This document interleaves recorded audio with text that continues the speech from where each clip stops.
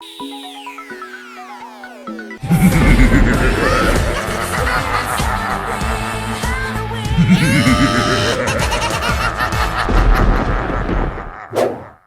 in 2004, the Japanese film The Grudge was remade as an American film. And then a few years later, some game developer was like, "Hey, I got an idea! Let's slap Haunted House Simulator on the cover and sell it." And thus we have Ju-On the Grudge for the Wii. And honestly, you could take Haunted House Simulator off the cover because it adds nothing. I actually thought that I'd be getting a game where you could design your own scary house and then have others play it. You know, simulating a haunted house, like what the title says. But nope, misleading. So from what we get, is the game any good? Well, let's take a look. Ju-On the Grudge focuses on a family who have to deal with a curse by making it through their own individual levels. Now throughout the levels, you don't have weapons to fight off any of the ghosts or cat boys you may come across. All you have is a flashlight with the shortest battery life I've ever seen. Throughout the levels, you can find batteries to add your flashlight's life bar. Yeah, I said that correctly. Your flashlight is basically your life bar, and if it goes out, you die. So the point of all this is to make it to the end of the level before your batteries run out. So the ghosts of this game are the ghost girl and the boy that makes cat sounds, and throughout the levels, they make appearances to freak you out.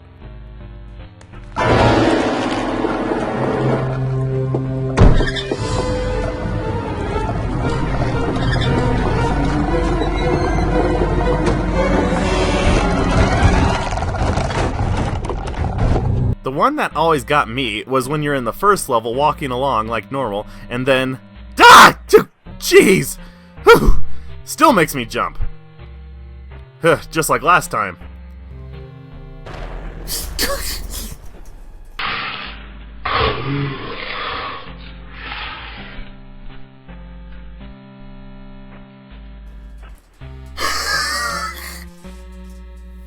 God.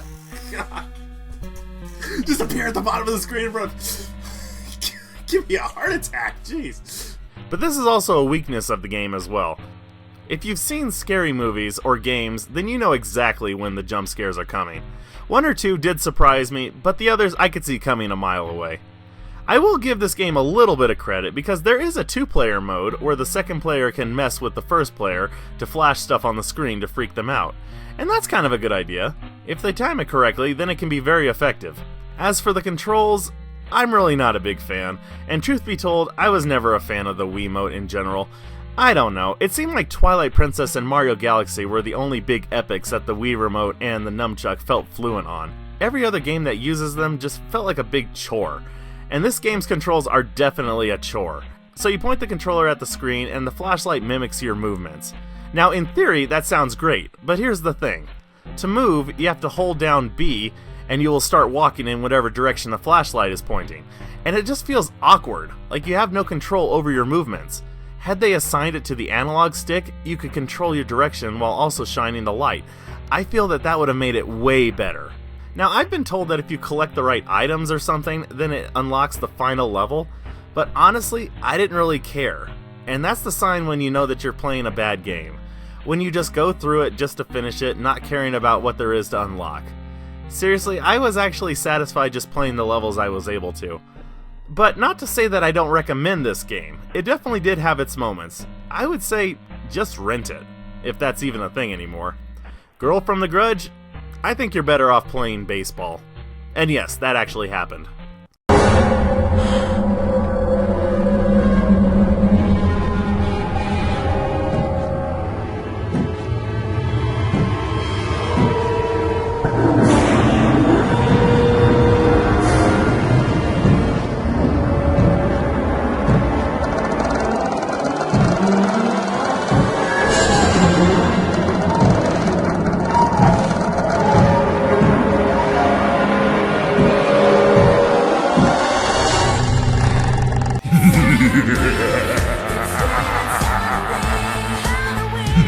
Ha ha ha ha!